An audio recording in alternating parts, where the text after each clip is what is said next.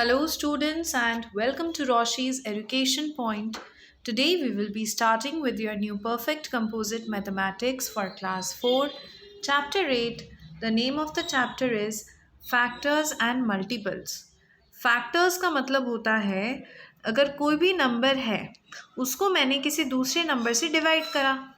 अब अगर वो कम्प्लीटली डिवाइड हो जाए और रिमाइंडर ज़ीरो आ जाए, इसका मतलब कि वो उसका फैक्टर है। और अगर यहाँ ज़ीरो नहीं आता है, इसका मतलब वो फैक्टर नहीं है। अब इसे हम एक क्वेश्चन से करके देखते हैं। एक्सरसाइज 30 का first question is 1089 is a factor is 9 a factor of 1089। तो 1089 आप लिखेंगे और इसको आप 9 से डिवाइड करेंगे। तो 9 वन ज़ा 9 होता है। उसके बाद 10 माइनस 1 करें 9 करेंगे तो 1 आएगा। कैरी फॉरवर्ड करेंगे 8, 9 वन ज़ा 9, 9 टू ज़ा 18 हो गया। यहाँ पर आया 0, लेकिन ऊपर 9 एक और पेंडिंग है। 9 नीचे लेकर आएंगे। 9 वन ज़ा 9, अगेन 9 माइनस 9 इज़ योर 0। तो अगर कम्प्लीटली डिवाइड हो जाएगा तो हम लिखेंगे yes 9 is a factor of 1089. Yes, 9 is a factor of 1089. This is the answer for your first question. Similarly, we will do the second one. Second में पूछा है is 11 a factor of 231. तो पहले आप 231 लिखो, फिर 11 लिखो। 11 टू ज़ा 22 होता है। 23 माइनस 22 इज़ 1, 1 कैरी फॉरवर्ड करेंगे। 11 वन ज़ा 11, आंसर इज़ 0। तो येस अगर ज़ीरो रिमाइंडर आ रहा है तो yes 11 is a factor of 231. This is the answer for your question number 2. Similarly, we will solve question number 3. Question number 3 है is 24 a factor of 120. हमें वापस से 120 लिखना है और 24 से इसको डिवाइड करके देखना है। अब 24 के टेबल में 120 कब आता है मुझे नहीं पता, तो मैं क्या करूँगी 24 को अंदाजे से 5 से मल्टीप्लाई करके देख लेती हूँ। 5 फोर ज़ा होता है 20, 5 टू ज़ा 10, 11, 12। तो येस 24 के टेबल में अगर 5 टाइम्स में आप देखोगे तो 120 आ जाता है। तो यहाँ से भी आपका आंसर आ गया है 0। तो मैं लिखूँगी yes 24 is a factor of 120, is a factor of 120. This is the answer for my third question. Similarly, let us do the fourth one. Is 19 a factor of 1558? तो आपको 1558 को 19 से डिवाइड करना है। अब 19 से डिवाइड करने के लिए 19 की टेबल पता होनी चाहिए। जिन बच्चों को पता है बहुत अच्छी बात है, जिनको नहीं पता है आप मल्टीप्लाई करके देख सकते हो। तो 19 फोर ज़ा होता है 76, ये तो काफ़ी छोटा है, तो हम 19 सेवन ज़ा लिख लेते हैं एक बार। तो 19 सेवन ज़ा हो जाता है आपके पास 133। 19 एट ज़ा भी करके देख लेते हैं एक बार कितना आता है।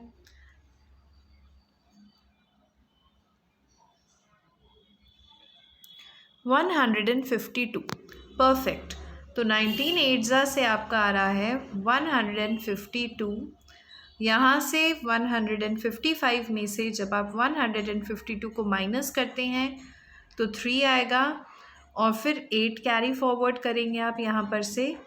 19 टू ज़ा हो जाएगा आपका 38, रिमाइंडर यहाँ पर आ रहा है 0। तो हम लिखेंगे yes 19 is a factor of 1558. Yes, 19 is a factor of 1558. 558. This is the answer for my fourth question. Moving forward, let us do the fifth question. List all the factors of 72. अब factors का मतलब है कौन कौन सी digit से अगर अपन multiply करते हैं कि 72 आ जाए, 72 के फैक्टर्स हमें लिखने हैं। अब फैक्टर्स निकालने के दो तरीके होते हैं, एक होता है मल्टीप्लिकेशन मेथड और एक होता है आपका डिवीजन मेथड। हम इस वाले क्वेश्चन को करेंगे मल्टीप्लिकेशन मेथड से और फिर दूसरे वाले क्वेश्चन को हम कर देंगे डिवीजन वाले मेथड से। तो मल्टीप्लिकेशन वाला मेथड क्या बोलता है, आपको मल्टीप्लाई करना है। अब अगर 72 के फैक्टर्स चाहिए तो ऐसे कौन से दो नंबर हैं जिनको मल्टीप्लाई करके 72 आ सकता है। तो सबसे इजी तो है 1 इंटू 72 करेंगे आप तो 72 आएगा ही आएगा, ठीक है। अब अगर मैं 1 की जगह 2 ले लूँ तो 2 में ऐसा क्या मल्टीप्लाई करूँगी कि 72 आ जाए। तो 2 में मल्टीप्लाई करेंगे 34, नहीं 34 नहीं 36, तब जाके आपका आ जाएगा 72। तो यस, अगर हमने 1 में 72 का मल्टीप्लाई करा तो भी 72 आ रहा है, 2 में 36 का मल्टीप्लाई किया तो भी 72 आ रहा है। अब हम 3 से देख लेते हैं, 3 में ऐसा क्या मल्टीप्लाई करेंगे कि 72 आ जाए। तो 3 में हम 2 और 4 24 का मल्टीप्लाई करेंगे तो भी हमारा 72 आ सकता है। तो ये हो गए हमारे फैक्टर्स। अब इसके आगे देख लो, क्या 4 में हम कुछ मल्टीप्लाई कर सकते हैं क्या कि 72 आ जाए। तो 4 में ऐसा कुछ भी नहीं होता, तो 4 एक फैक्टर नहीं है। क्या 5 में मल्टीप्लाई कर सकते हैं कि 72 आ जाए, नहीं, 5 में भी कुछ मल्टीप्लाई नहीं होता है। 6 की टेबल बोल के देखो, 6 में आता है क्या। तो 6 10 जा तो 60 होता है, 6 11 जा 66 होता है और 6 12 जा कितना होता है। तो 12 की टेबल बोल लो, 12 6 जा पता लग जाएगा। तो ये तो 72 हो गया। इसका मतलब 6 की टेबल में ज़रूर आता है। 6 को जब हम 12 टाइम्स मल्टीप्लाई करेंगे तो आता है 72। और ढूंढो 7 की टेबल में 72 आता है क्या। तो 7 की टेबल में 72 नहीं आ सकता। 8 की टेबल में देखो, तो 8 की टेबल में तो 8 9 जा 72 होता ही है, ठीक है। फिर 10 की टेबल में आता है क्या। तो 10 की टेबल में भी नहीं आएगा। 11 की टेबल में आएगा क्या, नहीं आएगा। और 12 तो हमने यहाँ पर लिख ही दिया है, ठीक है। तो ये आ गए आपके पास फैक्टर्स। लेकिन अब यहाँ पर इन्होंने पूछा है कि list all the factors. All the factors का मतलब होता है कि एक भी फैक्टर नहीं छूटना चाहिए। जितने भी फैक्टर एग्जिस्ट करते हैं आपको वो सारे फैक्टर्स यहाँ पर लिखने पड़ेंगे। तो 1 हो गया, 72 हो गया, 2 हो गया, 36 है, 3 है, लेकिन 4 भी हो सकता है। 4 कैसे होगा। तो 4 की टेबल में भी आता होगा। अब 4 की टेबल में कैसे आएगा हम देखते हैं। हमारे पास एक है 4। अब मुझे चाहिए कि 4 की टेबल में कब आएगा। तो हम क्या करेंगे, डायरेक्टली 72 को मल्टीप्लाई कर दो 4 से, सॉरी डिवाइड कर दो। मैं यहाँ साइड में कर लेती हूँ। मैंने लिखा 72 और डिवाइड करा 4 से। 4 1 जा हुआ 4, 5 6 7 3, फिर आया 2, 4 1 जा 4, 4 2 जा 8, 4 5 जा 20, 4 6 जा 24, 4 7 जा 28, 4 8 जा 32। हम तो भूल गए कि 4 18 जा भी होता है 72। इसका मतलब हमारे पास और फैक्टर आ गए हैं 4 18, बस इसके अलावा फैक्टर्स नहीं हैं। तो अब हम यहाँ पर लिख लेते हैं फैक्टर्स कौन से हैं। 1 2 3 4, फिर 5 फैक्टर नहीं था, 6, फिर 7 फैक्टर नहीं है, 8, फिर 12, 16, अच्छा, 16 किसका फैक्टर होगा? 16 तो यहाँ पर है ही नहीं अभी तक। अब हमें 16 देखना पड़ेगा। तो ये जो हमने 6 की टेबल 12 टाइम्स बोली थी, 6 1 ज़ा 6 2 ज़ा 12 72, ये तो सही है, 12 तक तो सही है हमारा। और लिख लेते हैं हम लोग आगे। 24 है हमारे पास, उसके बाद हमारे पास 48 भी है। ओ सॉरी, मैं आंसर ही गलत देख रही थी, सॉरी सॉरी सॉरी। 12 है हमारे पास, 12 के बाद 18 दे रखा है आपको, 18 के बाद 24 है, 16 नहीं है, सॉरी। 24 के बाद 36 दे रखा है, और लास्ट में 72 तो है ही। तो इतने सारे हो गए। एक बार मैं स्क्रीन क्लियर कर देती हूँ, दोबारा अच्छे से लिखती हूँ। 72 के जब ऑल फैक्टर्स बोलेंगे तो 1 है, 2 3 4 6 8 9 12 18 24 36 एंड 72। हमने एक एक फैक्टर निकालने के लिए मल्टीप्लाई कर करके देखा है, तब जाके हमें पता लगा है कि ये फैक्टर्स हैं। अगर आप ऐसे करेंगे तो ये होता है आपका multiplication method. Now for the second question, second यानी कि 6th क्वेश्चन की बात कर रही हूँ मैं, क्योंकि इस 6th क्वेश्चन में हमको जो यूज़ करना है मेथड, अब वो दूसरा मेथड है। हमने एक क्वेश्चन में मल्टीप्लिकेशन मेथड यूज़ करा है, तो एक काम करते हैं, इसमें भी मल्टीप्लिकेशन ही यूज़ कर लेते हैं, तो थोड़ा आपको समझ में आ जाएगा। क्योंकि अभी अभी मैंने देखा कि 7th और 8th क्वेश्चन भी सेम है। तो मैं जो आपको दूसरी ट्रिक सिखाना चाह रही हूँ डिवीजन वाली, वो हम आगे के क्वेश्चन में कर लेंगे, ठीक है। तो अब मेरे पास नंबर है 96। 96 सबसे पहले सबसे इजी 1 की टेबल में आता है 96 टाइम्स। 1 की टेबल में 96 टाइम्स में 96 आता है। तो दो फैक्टर तो मेरे पास आ गए हैं, एक है 1 और एक है 96। परफेक्ट, दो फैक्टर, ये सबसे इजी है। फिर है कि 2 की टेबल में कब आएगा, तो 2 की टेबल में आपका 96 आता है 48 टाइम्स में, ठीक है। 48 से करोगे आप तो 96 आ जाएगा। तो यहाँ से दो और फैक्टर आ गए हैं, 2 और 48 भी मेरा फैक्टर हो चुका है 96 का। फिर 3 के साथ देखते हैं, 3 के साथ ऐसा क्या मल्टीप्लाई करूँ कि 96 आ जाए, तो 3 के साथ हम 32 मल्टीप्लाई करेंगे। जैसे ही 3 के साथ 32 मल्टीप्लाई करेंगे 96 आ रहा है। परफेक्ट, मुझे मेरा और दो फैक्टर मिल गए, 3 और 32 मेरा फैक्टर है। अब चेक करते हैं 4 की टेबल में आएगा क्या, तो बिल्कुल 4 की टेबल में आएगा। 4 की टेबल में आता है ये 24 टाइम्स में 96। तो मुझे दो मेरे फैक्टर्स और मिल चुके हैं, एक है 4 और एक है आपका 24, दो फैक्टर्स मिल गए। आगे चलते हैं 5 की टेबल में 96 नहीं आ सकता है। फिर चलते हैं 6 पे, 6 की टेबल में कब आता है 96, तो 6 की टेबल जब आप 16 बार बोलोगे ना तब आएगा 96। तो दो फैक्टर्स और मिल गए मुझे, 6 और 16। आगे चलते हैं, 6 के बाद आता है 7, 7 में नहीं आता 7 की टेबल में 96। फिर है 8, 8 के साथ मैं क्या मल्टीप्लाई करूँगी कि 96 आ जाए। 8 के साथ मैं करूँगी 12 का मल्टीप्लिकेशन, बिकॉज 12 8 जा होता है आपका 96। तो दो और फैक्टर्स मुझे यहाँ से मिल गए, 8, ये गलती से हो गया 8 और 12। तो ये हैं आपके वो सारे फैक्टर्स 96 के। With this, your question number 6 is complete. Now let us solve the question number 7.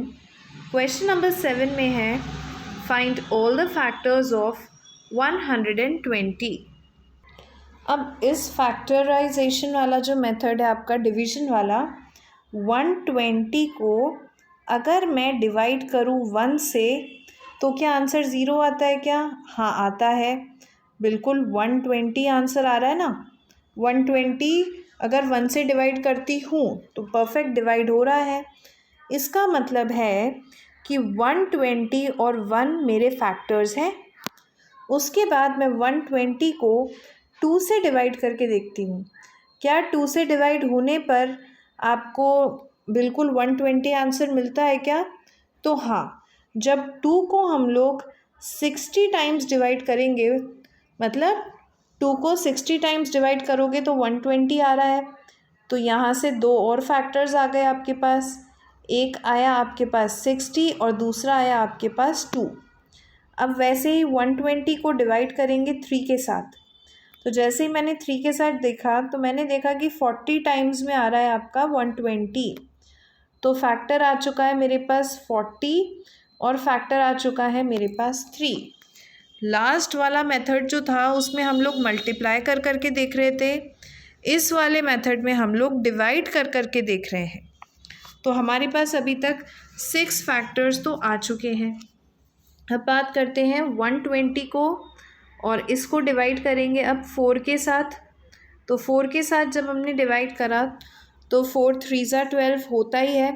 तो यहाँ पे 30, 2 और फैक्टर्स आ गए आपके पास 30 और 4। सिमिलरली अब 5 पे चलते हैं। 120 को डिवाइड करेंगे 5 से, बिल्कुल 125 से डिवाइड होता है। अभी तक के क्वेश्चन में तो 5 आया ही नहीं था, लेकिन इसमें है 5 से जब डिवाइड करेंगे तो 5 से 24 टाइम्स में आता है आपका 120। तो 24 और 5 ये दोनों भी आपके फैक्टर्स हो जाएंगे। फिर आते हैं 6 पे। 120 को अगर हम डिवाइड करेंगे 6 पे तो 6 से तो 20 टाइम्स में आ जाएगा। तो मेरे पास फिर 2 फैक्टर्स आ गए हैं, 20 और 6 मेरे फैक्टर्स हैं। अब चलते हैं 7 में। 7 की टेबल में 120 नहीं आता है। फिर आ जाओ 8 पे। 120 को अगर मैंने 8 से डिवाइड कर दिया तो क्या रिज़ल्ट आएगा? तो रिज़ल्ट में आता है 15 टाइम्स में डिवाइड हो जाता है। तो 15 और 8 ये भी मेरे फैक्टर्स हो जाएंगे। अब 8 के बाद और किससे डिवाइड कर सकते हैं? तो 9 की टेबल में नहीं आता है, लेकिन 10 की टेबल में आता है, और 10 की टेबल में तो 12 टाइम्स में ही आ जाता है। तो 12 और 10 ये भी मेरे फैक्टर्स हो गए हैं। तो ये सारे फैक्टर्स हमने लिख दिए हैं फॉर द 7th क्वेश्चन। 120 के फैक्टर्स लिखने थे, आंसर में आप ये वाले फैक्टर्स लिखेंगे सारे के सारे। Next is your question number 8। Question number 8 में है find all the factors of 23। 23 एक प्राइम नंबर होता है, यानी कि ये किसी और की टेबल में नहीं आता है। तो या तो ये 1 की टेबल में आता है या फिर ये खुद की टेबल में आता है, यानी कि 23 की टेबल में आता है। इसके अलावा ये और किसी की टेबल में नहीं आता है। तो इसके 2 ही फैक्टर्स होंगे। Question number 9 is what is the smallest factor of 25। कोई सा भी नंबर होगा ना, स्मॉलेस्ट फैक्टर तो 1 ही होता है हर नंबर का। Next question is what is the greatest factor of 28। देखो अपन फैक्टर लिखते तो 1 इंटू 28 करते हैं ना, तो 28 का सबसे बड़ा फैक्टर हो जाता है। तो आंसर लिखेंगे आप 28। Next question is say whether true और false 3 is a factor of 9। क्या 9 3 की टेबल में आता है क्या? तो बिल्कुल आता है, 3 3 ज़ा 9 होता है, तो ये ट्रू हो जाएगा। B says 2 3 5 are factors of 30। क्या ये 30 के फैक्टर्स हैं? फैक्टर्स अगर होंगे ना तो इन तीनों को मल्टीप्लाई करके 30 आएगा। एक बार मल्टीप्लाई करके देख लेते हैं। 3 2 ज़ा 6, 6 5 ज़ा 30। करेक्ट है बिल्कुल, ये इसका फैक्टर है। 7 इज़ अ फैक्टर ऑफ 60। 7 की टेबल में कभी भी 60 नहीं आता है, आंसर आ जाएगा false. 0 is the smallest factor of 6। मैंने अभी बताया था हर नंबर का स्मॉलेस्ट फैक्टर अगर 1 होता है तो 0 तो हो ही नहीं सकता। 1 3 5 एंड 4 आर फैक्टर्स ऑफ 36। किसी भी चीज़ का फैक्टर है तो मल्टीप्लाई करके देख लेते हैं। 1 3 ज़ा 3, 3 5 ज़ा 15, 15 4 ज़ा तो 60 हो गया, 36 नहीं हुआ, यानी कि ये तो फॉल्स है। Next is one is a factor of every number. क्या हर नंबर के फैक्टर में वन आता है क्या? ट्रू, आता है। नंबर जी, two is a factor of 12 but two is not a divisor of 12। अब टू अगर 12 का फैक्टर है तो 110% टू 12 का डिवाइज़र भी होगा। ठीक है, यहाँ तो लिख दिया नॉट, तो ये स्टेटमेंट हो जाती है wrong. Question number 12 now. Raju has a collection of 18 stamps. अब 18 स्टैम्प्स है राजू के पास। He wants to paste them in his album, और वो चाहता है कि वो इन 18 स्टैम्प्स को अपनी एल्बम में चिपका दे। In how many different rows having same number of stamps can he do it? अब कितनी अलग अलग रोज़ बना सकता है कि हर रोज़ में सेम नंबर ऑफ स्टैम्प्स हो? तो इस क्वेश्चन को भी हम लोग वही फैक्टर्स निकालने वाला ही क्वेश्चन है। अब फैक्टर्स कैसे निकालते हैं, तो मैंने आपको दोनों तरीके बता दिए, मल्टीप्लिकेशन और डिवीजन का। मुझे मल्टीप्लिकेशन ईजी लगता है तो मैं करूँगी 1 इंटू 18, तो मतलब दो फैक्टर हो गए 1 और 18। उसके बाद 2 इंटू 9 करने से भी 18 आता है, तो दो और फैक्टर्स हो गए 2 और 9। उसके बाद 3 6 18 भी होता है, तो और दो फैक्टर्स यहाँ से निकल गए 3 और 6। इसके बाद 4 की टेबल में नहीं आता है, 5 में नहीं आता है, 6 की टेबल में 3 टाइम्स में आता है, लेकिन ये तो ऑलरेडी हमने लिख दिया है 6 और 3, तो ये दोबारा नहीं लिखेंगे। तो बस इतने ही फैक्टर्स हैं आपके पास। तो राजू कितनी रोज़ बना सकता है? तो राजू बना सकता है 1 2 3 6 9 और 18। ये जो फैक्टर्स मैंने यहाँ लिखे हैं, सिर्फ इतनी रोज़ ही राजू बना सकता है। This is the answer for your 12th question. Next question is, a gardener wants to arrange 30 flower pots in rows, each having same number of flower pots. Find the different number of rows he can make. Again flower beds लगाने उसको कितने लगाएगा? Again इसमें भी हमको वही factors निकालने हैं। तो सबसे पहले 1 इंटू 30 सबसे ईजी, दो फैक्टर्स यहाँ से आ गए, एक है 1 और एक है 30। उसके बाद चलते हैं 2 पे, तो 2 इंटू 15 करने से भी 30 आता है, तो फिर फैक्टर आ गया है मेरे पास 2 और 15। 3 के साथ फैक्टर देखते हैं, तो 3 10 30 होता है, दो और फैक्टर्स आ गए मेरे पास 3 और 10। अब 4 की टेबल में देख लेते हैं, तो 4 की टेबल में तो 30 नहीं आता है। 5 की टेबल में, तो 5 की टेबल में बिल्कुल आता है, 5 6 30 होता है, तो दो और फैक्टर्स हो गए मेरे पास 5 और 6। उसके बाद 6 की टेबल में 30 ऑब्वियसली आता है, लेकिन वो यहाँ हो चुका है। तो बस इतने ही फैक्टर्स हैं, 1 30 2 15 3 10 5 and 6। This is the answer for your 13th question. Moving to the last question of this exercise, Swati has 42 beds. How many different number of necklaces she can make using all the beads such that each necklace has the same number of beads? Again factors का question है, factors निकालेंगे हम लोग। सबसे पहले 1 into 42 करो, तो दो फैक्टर्स आ गए, एक है 1 एक है 42। उसके बाद 2 में देखो, तो 2 की टेबल में आता है 21 टाइम्स में, तो दो फैक्टर्स और आ गए हैं, एक है 2 और एक है आपके पास 21। 3 की टेबल में देखते हैं, तो 3 की टेबल में 42 आता है 14 टाइम्स में, तो दो फैक्टर्स और निकल गए यहाँ से, एक है 3 और एक है आपका 14। अब 4 की टेबल में 42 नहीं आता है, 5 में भी नहीं आता है, 6 में आता है, 6 7 42 होता है, तो 6 और 7 ये दो और फैक्टर्स निकल गए हैं। So this is the answer for your 14th question. With this, your exercise number 30 is completed. If you're having any doubt, you can write me in the comment section below. Thank you so much.